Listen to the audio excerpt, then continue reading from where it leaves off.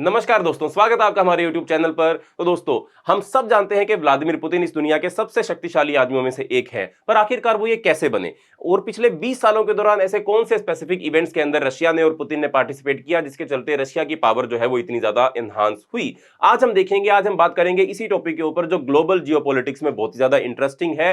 20 times Putin outweighed America over the last 20 years. पिछले 20 सालों में कौन से ऐसे 20 एक्टिविटीज थी जिसके चलते रशिया ने और पुतिन ने अमेरिका को आउटप्ले करने का काम किया। आज हम जानेंगे कि किस तरह व्लादिमीर पुतिन ने अपनी स्ट्रेटेजी, अपनी डिप्लोमेसी और अपनी मिलिट्री पावर से अमेरिका को हर मोड़ के ऊपर चैलेंज किया और कई बार उन्हें आउटप्ले करने का काम किया।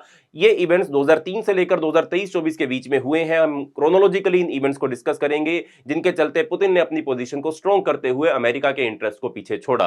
पर उससे पहले दोस्तों, चैनल का नाम है दिया ये सब, मेरा नाम है राही मेहता। अभी ज्वाइन कर लीजिए इस चैनल को ताकि आप ऐसी इंटरेस्टिंग वीडियोस देखते रहें। तो दोस्तों, अभी तक हमने देखा है कि कैसे रशिया ने अपनी एनर्जी रिसोर्सेज, अपने मिलिट्री इंटरवेंशन और अपने डिप्लोमेटिक मूव से वर्ल्ड स्टेज पर अपने आप को एक ग्लोबल पावर बनाने का काम किया है, जबकि अमेरिका को कई बार रशिया के हाथों स्ट्रेटेजिक लॉसेस झेलनी पड़ी हैं। इन इवेंट्स को समझने से हम ये पता चलेगा कि पुतिन ने कैसे हर बार अपने मूव से अमेरिका को इन्फ्लुएंस किया, अमेरिका को चैलेंज करने का काम किया। और हां, अगर आपको ये वीडियो इंफॉर्मेटिव लगे तो लाइक करें, शेयर करें और सब्सक्राइब करना मत भूलें। सबसे पहले मैं आपको ओवरव्यू दूंगा उन 20 स्पेसिफिक इवेंट्स का जिसमें रशिया ने पार्टिसिपेट किया और उससे अमेरिका को नुकसान पहुंचा। तो क्रोनोलॉजिकली मैं बोलूंगा 20 इवेंट्स मैं आपको बताऊंगा, पर डिटेल में मैं 10 इवेंट्स ही डिस्कस करूंगा, नहीं तो ये वीडियो बहुत ही ज्यादा लेंथी हो जाएगी। तो दोस्तों, सबसे पहले पहला मेजर इवेंट जो था वो 2003 से लेकर 2005 के बीच में था, जब रशिया ने पहली बार अपने एनर्जी सप्लाई को लेवरेज के रूप में इस्तेमाल करते हुए यूक्रेन और यूरोप के ऊपर दबाव बनाया, जिसके चलते पूरे यूरोप के अंदर एक एनर्जी क्राइसिस क्रिएट हो गया था। और तब दुनिया को पहली बार लगा कि पुतिन या फिर रशिया जो है वो पूरे यूरोप को आज तक इंफ्लुएंस कर सकता है, चाहे यूएसएसआर का डिसइंटीग्रेशन ही क्यों ना हो गया हो। दूसरा मेजर इवेंट हुआ 2006 में, जब पुतिन ने यूरेशियन एनर्जी नेटवर्क बनाया और 2003-5 के दौरान जो उन्होंने कदम उठाया था उसको एक स्टेप और वो आगे ले गए। इसके चलते यूरोप के अंदर क्राइसिस सिचुएशन और भी ज्यादा इंक्रीज होने लगी। फिर तीसरा इवेंट आया 2008 में, जब पुतिन ने जॉर्जिया को इन्वेड करने का प्लान किया और जॉर्जिया के अंदर अपनी मिलिट्री उतार दी और नेटो कुछ भी नहीं कर पाया। चौथा इवेंट हुआ जब रशिया ने लीबिया को लेकर अपने स्टांस को यूनाइटेड नेशन के अंदर स्ट्रॉन्ग तरीके से रखा और लीबिया के जो डिक्टेटर थे उनको सपोर्ट करने के लिए कई बार अमेरिका को यूनाइटेड नेशन सिक्योरिटी काउंसिल में उनके फैसलों के खिलाफ वीटो पावर का इस्तेमाल किया। तब भी रशिया की डोमिनेंस जो थी वो दुनिया देख रही थी। उसके बाद पांचवा मेजर इवेंट हुआ 2014 के अंदर, जब यूक्रेन का जो हिस्सा था क्रीमिया, उसको रशिया ने एनेक्स कर लिया, एनेक्सेशन ऑफ क्रीमिया, और उसके खिलाफ भी नेटो जो था वो कुछ भी नहीं कर पाया। छठा मेजर इवेंट हुआ 2014 में, जब रशिया, ऐसा एलिजिडली उनके ऊपर आरोप लगाया जाता है कि मलेशियन एयरलाइंस MH17 जिसके ऊपर एक मिसाइल से अटैक हुआ था और वो यूक्रेन की ही कहीं टेरिटरी के आसपास जो थी वो क्रैश कर गई थी, मलेशियन एयरलाइंस का वो प्लेन था, वो भी पुतिन ने करवाया या वो भी रशिया ने करवाया, जिसके चलते पूरी दुनिया के अंदर उनके खिलाफ काफी ज्यादा क्रिटिसिज्म हुआ, पर कोई भी उनका कुछ नहीं बिगाड़ पाया। सातवां मेजर इवेंट हुआ 2015 के अंदर, जब रशिया ने सीरिया के अंदर बशर अल असाद की गवर्नमेंट को सपोर्ट करने के लिए अपनी मिलिट्री जो थी वो उतार दी थी और अमेरिका जो था वो असाद के अगेंस्ट था, जबकि रशिया जो है वो उनके सपोर्ट में अपनी मिलिट्री उतार देता है और आज तक ये सीरियन सिविल वॉर कंटिन्यूड है। अगला मेजर इवेंट हुआ, आठवां मेजर इवेंट, जब ऐसा एलिजिडली आरोप लगाया गया पुतिन के ऊपर और रशिया के ऊपर कि उन्होंने 2016 के अमेरिका के प्रेसिडेंशियल इलेक्शंस के अंदर इंटरफेरेंस करने का काम किया, छेड़छाड़ करने का काम किया डोनाल्ड ट्रंप के पक्ष में। नौवां मेजर इवेंट हुआ 2017 में, जब रशिया ने वेनेजुएला को सपोर्ट करना शुरू किया, वही वेनेजुएला जिसके ऊपर अमेरिका ने बहुत सारे इकोनॉमिक सैंक्शंस लगाए हुए थे, जिसके चलते साउथ अमेरिका, लैटिन अमेरिका में भी रशिया का इंफ्लुएंस जो था वो बढ़ने लगा। 10वां मेजर इवेंट हुआ 2018 के अंदर, जब रशिया ने अफ्रीका के अंदर अपने इंफ्लुएंस को इंक्रीज करने के लिए कई सारे इन्वेस्टमेंट प्रोजेक्ट्स जो थे वो अनाउंस किए। 11वां मेजर इवेंट हुआ 2019 में, जब अमेरिका और रशिया दोनों ही INF ट्रीटी से बाहर आ जाते हैं। ये एक ऐसी ट्रीटी थी जो न्यूक्लियर प्रोलिफरेशन के अगेंस्ट थी, पर जैसे ही ये दोनों कंट्रीज बाहर आते हैं तब दोबारा से न्यूक्लियर वॉर गेम्स जो है उनका खतरा पूरी दुनिया के ऊपर मंडराना शुरू हो जाता है। 12वां मेजर इवेंट हुआ 2020 के अंदर, जब रशिया ने कई सारे cyber attacks and disinformation campaigns जो थे वो चलाए और इसके चलते 2020 के भी जो अमेरिका के प्रेसिडेंशियल इलेक्शन थे उसके अंदर इंटरफेयर करने की रशिया ने कोशिश करी और दुनिया कुछ भी नहीं कर पाई। 13वां मेजर इवेंट था 2021 में, जब रशिया ने नेटो की टेंशन के अगेंस्ट यूक्रेन की बॉर्डर के ऊपर अपनी आर्मी को इकट्ठा करना शुरू कर दिया था। नेटो बोलता रहा, यूक्रेन बोलता रहा, रशिया नहीं हटा और अगला मेजर इवेंट था 2022 में ही 14th मेजर इवेंट, जब इन्हीं ट्रूप्स का इस्तेमाल करते हुए जो यूक्रेन की बाउंड्री के आसपास रशिया ने इकट्ठी करी थी, Russia full scale invasion Ukraine की स्टार्ट कर देता है और अभी तक ये जंग चल रही है। 15वां मेजर इवेंट हुआ 2022 में। यूक्रेन की जंग शुरू होने के बाद ग्लोबल एनर्जी क्राइसिस क्रिएट होता है और पूरे यूरोप में और खासतौर पर इन सभी कंट्रीज के अंदर जो गैस के दाम थे वो आसमान छूना शुरू कर देते हैं। फिर 2022 में जो अमेरिका के अगेंस्ट रशिया जो है वो ईरान को सपोर्ट करना शुरू कर देता है। अमेरिका ने ईरान के ऊपर कई सारे सैंक्शंस लगाए हुए हैं, पर रशिया ईरान का साथ देता है और उन सैंक्शन से बचाने के लिए कई सारे इकोनॉमिक डील्स जो है वो ईरान और रशिया के बीच में साइन किए जाते हैं। अमेरिका देखता ही रह जाता है, उन सैंक्शंस का कोई असर इन दोनों ही कंट्रीज के ऊपर नहीं पड़ता है। फिर 2022 में रशिया ओपेक का मेंबर है, ओपेक प्लस का मेंबर है। ये ऐसी ऑर्गेनाइजेशन है जो पूरी दुनिया के अंदर जितनी भी ऑयल प्रोड्यूसिंग कंट्रीज हैं और जो ऑयल एक्सपोर्ट करती हैं, पेट्रोलियम जो एक्सपोर्ट करती हैं, उन सबको एक साथ लेकर आने का काम करती है। रशिया ने ओपेक प्लस में अपने पोजीशन को, अपने रोल का इस्तेमाल करते हुए ग्लोबल ऑयल के प्राइसेस को मैनिपुलेट करने का कोशिश की ताकि अमेरिका और उसके एलाइज जो है उनको नुकसान पहुंच सके। फिर 2023 में 18वां मेजर इवेंट हुआ जब रशिया ने ब्रिक्स को एक्सपेंड करने की कोशिश करी, जिसमें वो कामयाब भी हुए और रशिया और चाइना के बीच में एक अलायंस एस्टेब्लिश हुआ, जिसके चलते भी रशिया के ऊपर जो सैंक्शंस लगे हुए थे उससे रशिया को छूट मिली। यहां पर अमेरिका फिर रशिया को देखता रह गया।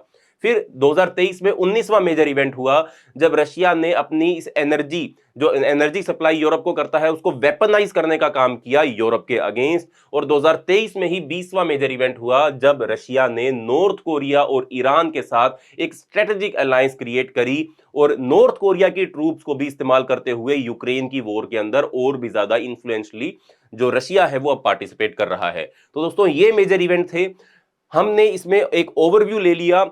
हम एक एक करके इन इवेंट्स को डिटेल में भी डिस्कस करते हैं, हम समझते हैं, देखते हैं कि कैसे पुतिन ने इन सिचुएशंस में अमेरिका को आउटप्ले किया। इनमें से मैं 10 इवेंट्स पर फोकस करूंगा जो रशिया और अमेरिका के बीच स्ट्रेटेजिक गेम में मेजर टर्निंग पॉइंट्स थे। तो दोस्तों स्टार्ट करते हैं सबसे पहले 2003 और 2005 के इवेंट से, energy leverage with Ukraine and Europe.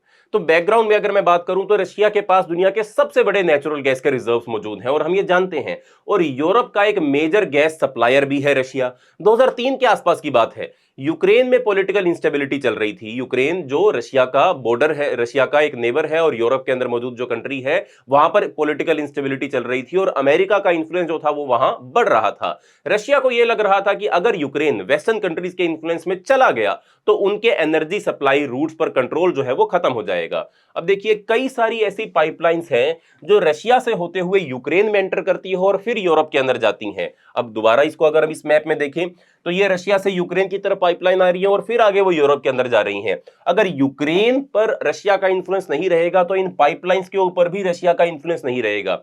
Russia चाहता है कि ये सभी की सभी पाइपलाइन और जहां जहां से ये क्रॉस हो रही हैं उन सभी कंट्रीज के ऊपर रशिया ही सबसे मेजर डोमिनेंट प्लेयर बनकर काम करता रहे।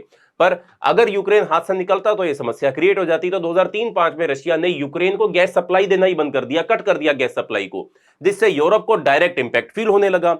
अब रशिया ने यह समझाने की कोशिश करी कि अगर आप यूरोप में यूक्रेन को ज्यादा इंटीग्रेट करने की कोशिश करेंगे, नेटो में इंटीग्रेट करने की कोशिश करेंगे, तो भैया अपनी एनर्जी डिपेंडेंस के लिए आप खुद मजबूर हो, आप दूसरे तरीके से अपनी एनर्जी सप्लाई करने के लिए जो इलाके हैं उनसे बात करनी शुरू कीजिए। रशिया आपको फ्यूचर में ऑयल सप्लाई नहीं करेगा। तो यूरोप को अपनी एनर्जी सिक्योरिटी को रीथिंक करना पड़ा अगर वो रशिया से बचना चाहते थे। तो रशिया को कोई भी कुछ नहीं उखाड़ पाया इस दौरान भी। रशिया ने अपनी गैस सप्लाईज को वेपनाइज कर दिया और यूरोप को अपनी एनर्जी सोर्स को डाइवर्सिफिकेशन करने के ऊपर ध्यान देना शुरू करना पड़ा। यूक्रेन के ऊपर रशिया का कंट्रोल और बढ़ गया। यूरोपियन कंट्रीज को अल्टरनेटिव सोर्सेज का इस्तेमाल करने की जरूरत पड़ी, जैसे रिन्यूएबल एनर्जी और अल्टरनेटिव पाइपलाइंस। रशिया ने अपनी एनर्जी सप्लाई को अपने पॉलिटिकल गोल्स के लिए यूज करके अमेरिका को यहां पर पीछे छोड़ा और यहां से बहुत बड़ा लेवरेज जो रशिया था वो क्रिएट करने में कामयाब रहा। तो ये मेजर सिग्निफिकेंट इवेंट था। फिर 2006 में रशिया ने क्या किया, रशिया ने यूरेशियन एनर्जी नेटवर्क बनाया। रशिया के पास एक मेजर एडवांटेज है कि वो अपने एनर्जी रिसोर्सेज को कंट्रोल कर सकता है। 2006 में पुतिन ने एक यूरेशियन एनर्जी नेटवर्क बनाने का प्लान था उसको प्रपोज किया, जिसमें रशिया ने अपनी एनर्जी सप्लाईज को एशिया और यूरोप के बीच स्ट्रेटेजिकली डिस्ट्रीब्यूट करने की सोची। मतलब यह था कि रशिया कह रहा था कि भैया सिर्फ यूरोप इकलौता बायर नहीं है, चाइना भी है हमारे पास, यूरेशियन कंट्री भी है, साउथ एशियन कंट्रीज भी हैं, वहां पर भी पाइपलाइन में बिछा सकता हूं, उनको भी तेल बेच सकता हूं, उनको भी गैस बेच सकता हूं। रशिया ने यह डिसाइड किया कि वो अपने रिसोर्सेज को यूज करके अपने रीजनल इन्फ्लुएंस को और भी ज्यादा एक्सपेंड करेगा। यूरेशियन एनर्जी नेटवर्क का फॉर्मेशन जो था वो रशिया के लिए एक मेजर डिप्लोमेटिक मूव था। यह मूव स्पेसिफिकली यूरोप और एशिया के बीच एनर्जी के फ्लो को अपने कंट्रोल में रखने के लिए था। रशिया ने अपनी पाइपलाइंस को एनर्जी चोक पॉइंट के रूप में यहां पर इस्तेमाल किया। अब इसके नतीजे क्या निकले? यूरोप को अपनी डिपेंडेंसी को कम करने के लिए अल्टरनेटिव सोर्सेज के लिए दोबारा इधर उधर भागना पड़ा। रशिया ने अपनी एनर्जी को ग्लोबल पॉलिटिक्स में एक लेवरेज के रूप में इस्तेमाल किया और इनके ऊपर कंट्रोल जो था वो और भी ज्यादा बढ़ाया। इससे भी अमेरिका को अपने ट्रेडिशनल एलाइज को एनर्जी सप्लाई देने में प्रॉब्लम्स आई और रशिया ने अपनी एनर्जी को इस्तेमाल करते हुए अमेरिका को यहां पर भी आउटप्ले करने का काम किया। तो दोस्तों ये था दूसरा बड़ा मेजर इवेंट। अब तीसरे इवेंट की तरफ चलते हैं जो था इन्वेजन ऑफ जॉर्जिया। तो 2008 की बात है।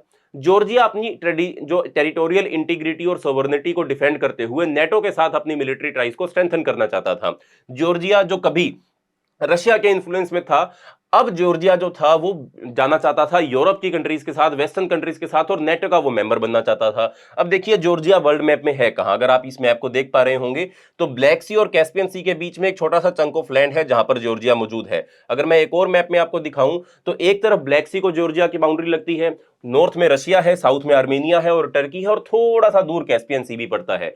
तो जॉर्जिया जो था वो ट्रेडिशनली तो रशिया के इन्फ्लुएंस में रहा, पर अब वो अपने आप को नेटो के साथ अलाई करना चाह रहा था और रशिया को बिल्कुल भी पसंद नहीं था, क्योंकि जॉर्जिया को नेटो का मेंबर बनने से रशिया की सिक्योरिटी को एक थ्रेट क्रिएट हो सकता था। रशिया ने 2008 में जॉर्जिया के दो इलाकों के ऊपर मिलिट्री अटैक किया जिनका नाम था साउथ ओसेटिया और अबखाजिया। अगर आप इसको इस मैप में देखें तो अबखाजिया एंड साउथ ओसेटिया ये दो ऐसे इलाके थे जॉर्जिया के जहां पर रशियन लोग मेजोरिटी में रहते थे और वो ये डिमांड कर रहे थे कि हमको रशिया के साथ मिला दिया जाए, पर Georgia as a country NATO के साथ जाना चाहता था। रशिया ने इन दोनों इलाकों के अंदर अपनी मिलिट्री उतार दी और बोला भैया जाकर दिखाओ नेटो के अंदर। जॉर्जिया को अपने इस इवेंट को, नेटो की मेंबरशिप को एक बार कैंसिल करना पड़ा, रीथिंक करना पड़ा, और 2008 में इन दोनों ब्रेक अवे रीजन में साउथ ओसेटिया और अबखाजिया में मिलिट्री फोर्स को यूज करते हुए रशिया इन दोनों इलाकों को ऑक्यूपाई कर लेता है। यह डायरेक्ट मिलिट्री इंटरवेंशन थी जो नेटो और यूएस के इंटरेस्ट के लिए एक चैलेंज थी। नेटो ने जॉर्जिया के लिए कुछ भी नहीं किया और रशिया ने अपने इन्फ्लुएंस को इस रीजन में और भी ज्यादा बढ़ा दिया। यह क्लियर सिग्नल था अमेरिका के लिए कि रशिया अपने बैकयार्ड में किसी भी फॉरेन इन्फ्लुएंस को टॉलरेट नहीं करेगा, और कामयाब भी वो हो गया। अमेरिका यहां भी कुछ नहीं कर पाया, रशिया ने यहां भी अमेरिका को आउटप्ले कर दिया। अब अगर मैं आगे चलूं, चौथा मेजर इवेंट जो था वो हुआ था 2014 में, जिसका नाम है एनेक्सेशन ऑफ क्रीमिया। तो 2014 में यूक्रेन में पॉलिटिकल टर्मोइल चल रहा था दोबारा से। यूक्रेन के प्रेसिडेंट थे विक्टर यानुकोविच, जो रशिया फ्रेंडली थे। उस समय जो उनकी सरकार थी यूक्रेन की, उनके जो प्रेसिडेंट थे विक्टर, वो रशिया फ्रेंडली थे, रशिया से अच्छे रिश्ते रखना वो चाहते थे। पर जब वो हटाए गए, जब उनको पावर से रिमूव किया गया चुनाव के बाद, तो जो नई सरकार बनी वो प्रो वेस्टर्न गवर्नमेंट थी और रशिया के इन्फ्लुएंस को वो कम करना चाहती थी और नेटो के साथ वो जाना चाहती थी और यूरोप के साथ वो जाना चाहती थी। रशिया ने बदले में क्या किया? रशिया ने यूक्रेन के एक इलाके क्रीमिया के ऊपर अटैक कर दिया, क्रीमिया को एनेक्स कर लिया। ये क्लियर वॉयलेशन था इंटरनेशनल लॉ का, क्योंकि यूक्रेन की टेरिटोरियल इंटीग्रिटी को रशिया ने चैलेंज किया और यूक्रेन की हिस्से को, यूक्रेन की जमीन को अपने कंट्रोल में ले लिया, वो भी अपनी मिलिट्री का इस्तेमाल करते हुए। अब जी रशिया के लिए क्रीमिया जरूरी क्यों था? क्योंकि रशिया ब्लैक सी के अंदर किसी भी फॉरेन कंट्री को बिल्कुल भी आने की इजाजत नहीं दे सकता है, क्योंकि रशिया की खुद की जियोग्राफिकल यहां पर कह सकते हैं आप सीमाएं हैं, जिसके चलते रशिया ज्यादा से ज्यादा इलाके के ऊपर यूक्रेन के कंट्रोल एस्टेब्लिश करना चाहता था। 2014 में पहला उसने एग्जांपल दिखाया, क्रीमिया को अपने कंट्रोल में लिया। अमेरिका सैंक्शन लगाता रह गया, नेटो सैंक्शन लगाते रह गए, पर रशिया अपने मिलिट्री पोजीशन को इंप्रूव कर चुका था। अभी भी क्रीमिया जो है वो रशिया के कंट्रोल में ही है। तो दोस्तों ये चौथा मेजर इवेंट जब अमेरिका को धूल चटाई गई रशिया और पुतिन के द्वारा। अब अगले मैं इवेंट की अगर बात करूं तो वो था सीरिया के अंदर रशिया का इंटरवेंशन। तो दोस्तों सीरिया में सिविल वॉर चल रही थी। अमेरिका सीरिया के जो प्रेसिडेंट थे बशर अल असाद, उनकी रिजीम को हटाना चाहती थी। अमेरिका का ज्यादा इंटरेस्ट था कि सीरिया के अंदर एक नई सरकार एस्टेब्लिश की जाए। रशिया ने अपने मिलिट्री इन्वॉल्वमेंट करते हुए सीरिया में अपनी प्रेजेंस को बढ़ाना शुरू किया और बशर अल असाद की सरकार को सपोर्ट करने के लिए रशिया जो था और पुतिन जो था वो अपनी आर्मी को सीरिया के अंदर उतार देता है। रशिया ने यहां पर एयर स्ट्राइक्स भी करी, अपनी ग्राउंड फोर्सेस को भेजने का भी यहां पर फैसला किया। अगर आप जानना चाहते हैं कि सीरिया वर्ल्ड मैप में है कहां, तो वो भी एक बार हम देख लेते हैं। तो देखिए, ये पूरा मिडल ईस्ट का इलाका है। भारत के लिए ये वेस्ट एशिया है, और वेस्ट यूरोप के लिए, यूके के लिए और अमेरिका के लिए मिडल ईस्ट है। तो यहां पर मौजूद है सीरिया। और इसी के साथ अगर मैं इसको और एक्सपेंड करूं तो नॉर्थ में सीरिया के टर्की है, इराक की बाउंड्री भी लगती है, जॉर्डन की बाउंड्री भी लगती है, लेबनान की बाउंड्री भी सीरिया के साथ लगती है, और मेडिटेरेनियन सी भी इसके साथ कनेक्टेड है। यहां पर क्या हुआ, सीरिया में रशिया के मिलिट्री इंटरवेंशन से अमेरिका को अपने इन्फ्लुएंस को यहां पर दोबारा से रीथिंक करना पड़ा। रशिया को सीरिया में एक मेजर मिलिट्री बेस और डिप्लोमेटिक एडवांटेज भी मिल गया। यूएस को अपनी स्ट्रेटजीज पर दोबारा से रिकंसिडरेशन करनी पड़ी, और अपने मिडल ईस्टर्न अलायंस को दोबारा से एडजस्ट करना पड़ा। यहां भी रशिया जो था, पुतिन जो था, वो अमेरिका को आउटप्ले करने में कामयाब रहा। अभी भी ये सिविल वॉर जो है सीरिया के अंदर वो चल रही है। अमेरिका अभी तक बशर अल असद की सरकार को हटा नहीं पाया है, वो अभी भी पावरफुल है, स्ट्रॉन्ग है, और सीरिया की गद्दी के ऊपर बैठे हुए हैं रशिया की पुतिन के सपोर्ट से। तो दोस्तों, ये 5वां इवेंट था। अब छठे इवेंट की तरफ चलते हैं, जो हुआ 2016 के अंदर। देखिए, ऐसा आरोप है कि रशिया ने और पुतिन ने अमेरिकन इलेक्शन के अंदर इंटरवेंशन की। 2016 की बात है, यूएस प्रेसिडेंशियल इलेक्शन चल रहे थे, और रशियन इंटरफेरेंस की एलिगेशन दुनिया भर में लगाई गई। दुनिया भर की मीडिया ने इसके ऊपर बात करी।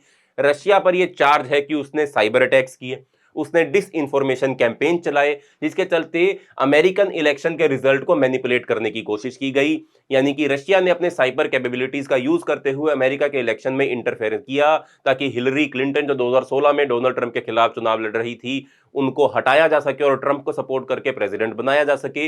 ये एक्शन एक डायरेक्ट चैलेंज था अमेरिकन डेमोक्रेसी और अमेरिका के इलेक्शन प्रोसेस के ऊपर।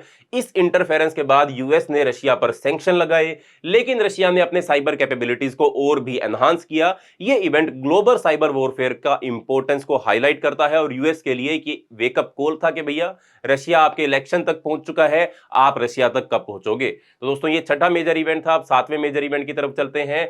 जब 2021 की बात है, नेटो और रशिया के बीच में टेंशंस बढ़ रही थी। दोनों गुट जो है वो एक दूसरे को लगातार आंख दिखा रहे थे, और रशिया ने इसी बीच क्या किया, रशिया ने यूक्रेन की बाउंड्री के आसपास, यूक्रेन की बॉर्डर्स के आसपास अपनी मिलिट्री को, अपनी ट्रूप्स को स्टेशन करना शुरू कर दिया, इनका नंबर बढ़ाना शुरू कर दिया। अब यूक्रेन की नींद उड़ने लगी, अमेरिका की नींद उड़ने लगी, सभी नेटो कंट्रीज जो थी उनकी चिंता बढ़ गई कि ये भी क्यों किया जा रहा है।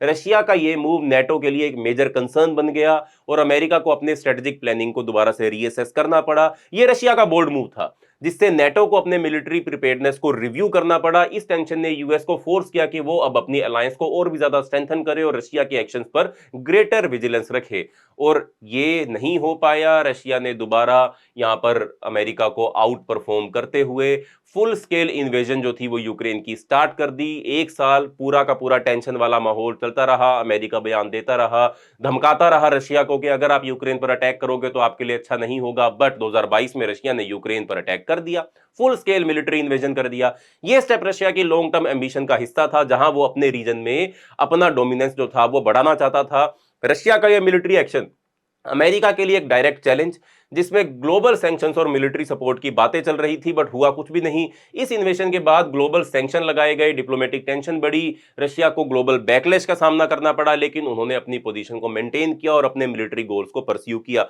ऑल्दो रशिया के ये गोल्स अभी तक यूक्रेन के अंदर पूरी तरीके से कामयाब नहीं हो पा रहे हैं। नेटो डायरेक्टली नहीं पर इनडायरेक्टली यूक्रेन की मदद कर रहा है। 2 साल हो चुके हैं, जंग का कोई नतीजा नहीं निकला है, बट स्टिल रशिया को रोकने में पूरी तरीके से अमेरिका और उसके अलाइज कामयाब नहीं हुए। अगर अमेरिका कामयाब होता तो कभी रशिया यूक्रेन पर अटैक करता ही ना, क्रीमिया पर अटैक करता ही ना, सीरिया में अपनी फोर्सेस उतारता ही ना, और जॉर्जिया की इंटरवेंशन जो है वो भी रशिया या पुतिन जो थे वो प्लान ना करते। दोस्तों, ये था 8वां मेजर इवेंट। अब अगले इवेंट की तरफ चलते हैं, ग्लोबल एनर्जी क्राइसिस, जो यूक्रेन युद्ध के बाद शुरू हुए। यूक्रेन में इन्वेजन के बाद रशिया ने अपने एनर्जी सप्लाईज को यूरोप के अगेंस्ट वेपन के रूप में इस्तेमाल करना शुरू किया। अमेरिका और नेटो के जो सैंक्शंस के रिस्पॉन्स में रशिया ने क्या किया, रशिया ने अपने एनर्जी रिजर्व्स को कंट्रोल करके दिखाया कि भैया हाँ भाई, आप हमारे ऊपर सैंक्शन लगाओगे तो हम भी तेल को और ऑयल को जो हम सप्लाई करते हैं यूरोप को, उसको भी रोक देंगे। एनर्जी प्राइसेस के दाम आसमान छूने लगे, इतने ज्यादा बढ़ गए कि यूरोप के अंदर इन्फ्लेशन आ गया। इन्फ्लेशन के चलते सारी की सारी इकोनॉमिक प्रोग्रेस जो थी वो यूरोप की स्लो डाउन हो गई। अब कई सारी जो यूरोपियन कंट्रीज हैं वो अभी फ्यूचर में या अभी भी रिसेशन को फेस कर रही हैं या रिसेशन की तरफ आगे बढ़ रही हैं। एनर्जी प्राइसेस का बढ़ना, यूरोप की डिपेंडेंसी का इशू, रशिया के ऊपर ये एक मेजर प्लान है रशिया का, जिसके चलते रशिया पूरे यूरोप को इन्फ्लुएंस करता है। रशिया ने अपनी गैस सप्लाईज को लिमिट कर दिया, जिससे यूरोप में एनर्जी क्राइसिस आज भी बढ़ रहा है। इस क्राइसिस ने यूरोप को अपने एनर्जी सोर्स को डाइवर्सिफाई करने पर मजबूर कर दिया है। रशिया को अपनी एनर्जी सप्लाई के थ्रू एक डिप्लोमेटिक लेवरेज यहां पर मिला हुआ है और इसके खिलाफ अमेरिका या नेटो कुछ भी नहीं कर सकते। अगर मैं लास्ट चीज पर चलूं तो वो है रशिया के द्वारा बनाई जा रही स्ट्रेटेजिक अलायंसेस नॉर्थ कोरिया और ईरान और चाइना के साथ। 2023 में ही और 24 में ही रशिया ने नॉर्थ कोरिया, ईरान और चाइना के साथ अपनी स्ट्रेटेजिक अलायंस को और भी ज्यादा मजबूत कर लिया है। यूएस ने इन सभी कंट्रीज पर सैंक्शन लगाए हुए हैं। चाइना के ऊपर कई सारी ट्रेड वो चल रही हैं, ट्रेड बैरियर चल रहे हैं। यूएस के सैंक्शन, ग्लोबल प्रेशर के बावजूद रशिया ने अपने अलायंसेस को अपने जियोपॉलिटिकल गोल्स के लिए इस्तेमाल किया है। रशिया ने अपने रिलेशन को नॉर्थ कोरिया, इन सभी कंट्रीज के साथ बहुत ज्यादा डेवलप कर लिया, जिससे यूएस को अपने अलायंसेस को दोबारा से रीइवैल्यूएट करना पड़ा। ये स्ट्रेटेजिक अलायंसेस रशिया को अपने इकोनॉमिक और मिलिट्री पोजीशन को स्ट्रेंथन करने में मदद करती हैं, जबकि अमेरिका को अपने ग्लोबल डोमिनेंस को मेंटेन करने के लिए एक्स्ट्रा कदम उठाने पड़ रहे हैं। दोस्तों, ये 10 मेजर इवेंट थे जहां पर रशिया जो था वो कई बार अमेरिका को आउटप्ले कर चुका है, अपनी स्ट्रेटेजी से, अपनी डिप्लोमेसी से, अपनी मिलिट्री से और अपने एनर्जी रिसोर्सेज से अमेरिका को पीछे छोड़ने का रशिया ने काम किया। ये इवेंट सिर्फ रशिया की स्ट्रेंथ को नहीं दिखाते, बल्कि ये भी दिखाते हैं कि कैसे रशिया अपने मिलिट्री और इन सभी चीजों को इस्तेमाल कर सकता है और ग्लोबल स्टेज के ऊपर अपने गोल्स को अचीव भी कर सकता है। अगर आपको ये वीडियो इंफॉर्मेटिव लगी हो तो लाइक करें, सब्सक्राइब जरूर कीजिएगा। ऐसी इंटरेस्टिंग जियोपॉलिटिक्स के ऊपर हम वीडियो जरूर आगे फ्यूचर में लेकर आते रहेंगे। मिलते हैं अगली वीडियो में, तब तक के लिए धन्यवाद, बाय बाय, जय हिंद।